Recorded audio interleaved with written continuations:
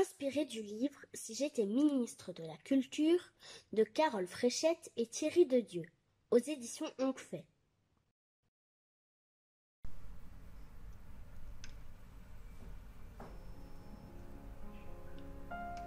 Pendant la Seconde Guerre mondiale, un de ses conseillers suppliait Sir Winston Churchill de couper dans le budget des arts pour renforcer l'effort de la guerre.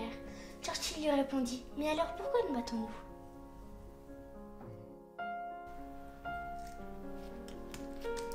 Si j'étais ministre de la Culture, je chercherais bien sûr à convaincre mes collègues du gouvernement de l'importance de soutenir les arts et la culture.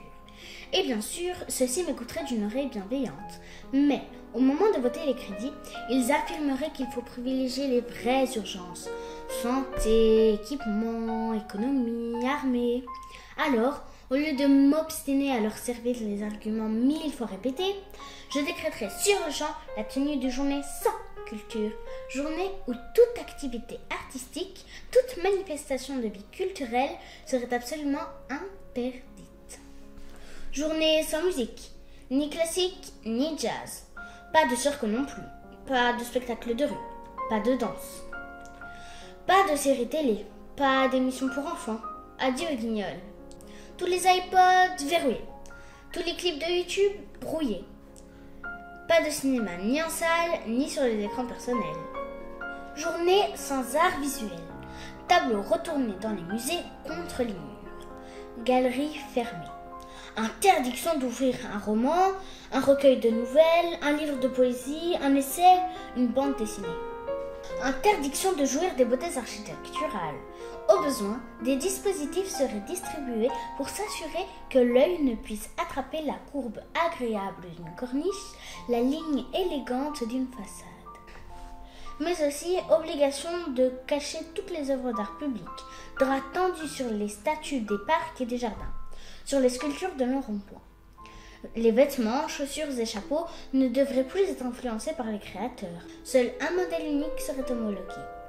Concernait aussi les arts appliqués. Les objets de la vie quotidienne devraient être strictement fonctionnels. Un seul modèle de voiture serait disponible. Combien de temps durerait ces journées sans culture ? Le temps qu'il faudrait pour bien sentir l'enfer suffocant que seraient nos existences dans cet univers de stricte efficacité. Univers sans images provocantes, sans création intrigante, sans phrases bouleversantes, sans musique entraînante, sans possibilité de réinterpréter le monde par l'imagination. Le temps qu'il faudrait pour sentir le manque, la sécheresse, la déprime profonde. Le temps que mes collègues eux-mêmes commencent à manquer d'air et qu'ils réclament leurs films de fin de soirée, leurs livres de chevet, leurs petites histoires avant de se coucher. Le temps qu'ils cessent de me considérer comme ministre du superflu et qu'ils m'invitent à la table de l'essentiel, en tant que ministre de l'équilibre des âmes, du battement des cœurs, de la respiration. Ministre de l'oxygène.